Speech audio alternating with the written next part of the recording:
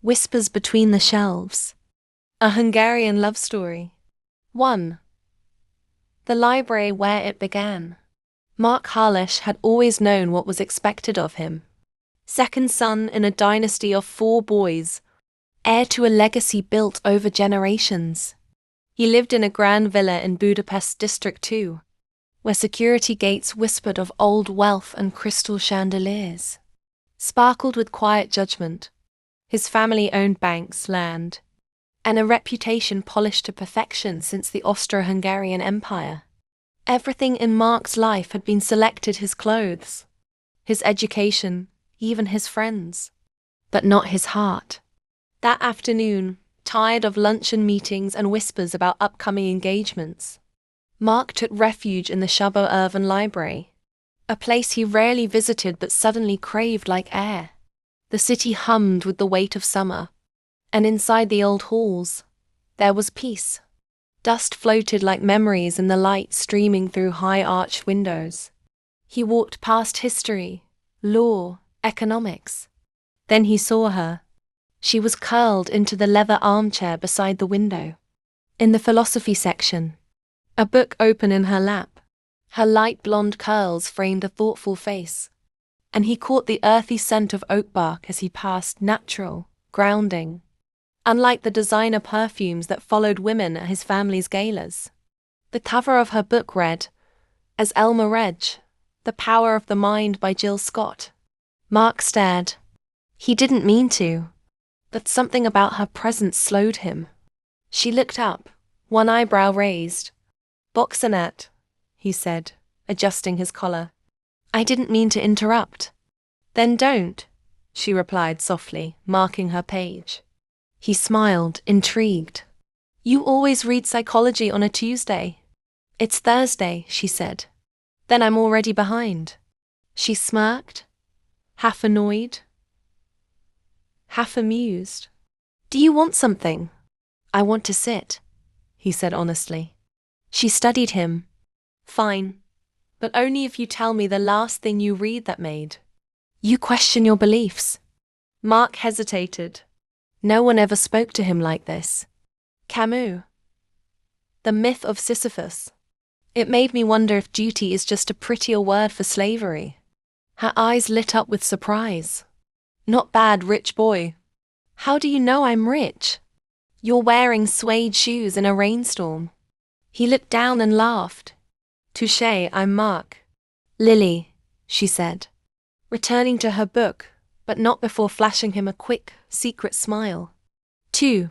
Between Two Worlds. They kept meeting at the library. Thursdays became sacred. Lily Varga was unlike anyone Mark had ever known. She wasn't trying to be liked, admired, or chosen.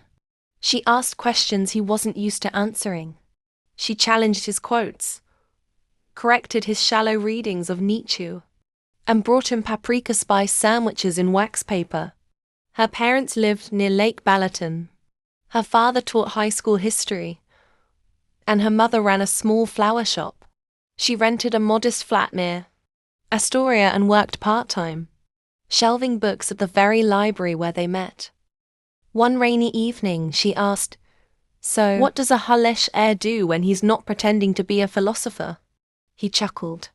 "Mostly attends boring parties, fakes interest in mergers, and tries to escape his future." "Is your future so terrible?" "It's already decided." She studied him. "Then undeceive it." He looked at her. "Let me take you out." "Somewhere real." She raised an eyebrow. "You want to be seen with me?" "No," he whispered. "I want you all to myself." That night, they walked along the Danube promenade, away from the tourists. The city lights danced on the water, and for the first time, Mark reached for her hand. She didn't pull away. 3. Arrangements and lies. Back at home, the pressure was mounting. His father, Miklos Halash, was orchestrating a union with the Kosa family, one of Hungary's most influential political clans. Their daughter Zsofia was elegant, wealthy, multilingual, and utterly dull. "She rides horses and plays cello," Miklos said over veal and red wine. I don't need a wife. I need a life, Mark replied. You'll marry Zofia. You'll sit on the family board. And you'll stop sneaking out like some lovesick schoolboy. But Mark was lovesick. He'd never known this feeling, this consuming ache for someone's voice. Touch, laughter. Lily had made his perfect life feel like a prison. He texted her late one night. I'm not going to that engagement dinner. I want out. I want us. She replied only, then you'd better have a plan. He did. 4. The plan? Mark spent the next weeks carefully organizing everything. He accessed a dormant bank account, withdrew enough euros in cash to last them a year, and booked 2 one-way flights to Chengdu, China. Why China? Lily asked when he told her. No one will find us there. You could teach. I could translate or work remotely. There's poetry in starting over where no one knows your surname. She stared at the tickets, eyes wide. You'd give all this up? I'm not giving up, he said. I'm choosing differently. She leaned in. And you're sure it's me you're choosing, not just the escape? I've had everything money can buy, he whispered. But I've only ever wanted you. 5. The attempt. They met at dawn at Budapest Ferenc Liszt International Airport. Both dressed down. Mark wore a baseball cap. Lily a long coat and scarf. Their bags were light, but their hopes were full. Through check-in, through security, they were almost there. Until Mr. Hallish? A man in uniform approached. Mark's blood ran cold. I'm afraid there's been a travel restriction placed. Due to mental health concerns. We'll need you to come with us. Lily turned sharply. What mental health concerns? 2 men in suits appeared behind the officer. Hallish Family Security. They forged it, Mark whispered. I didn't think they'd go this far. You can't do this. Lily shouted. We can, one of the men said. Family request. He's not well. Lily grabbed Mark's face. Don't let them erase you. I won't, he whispered. Find me again. Thursdays. Philosophy. They kissed desperately. Then he was pulled away. And she was left standing in line, alone. 6. The wait. Weeks passed. The tabloids said Mark Hallish was in retreat. In the Alps. Jofia's engagement photo appeared on the cover of a society magazine without Mark.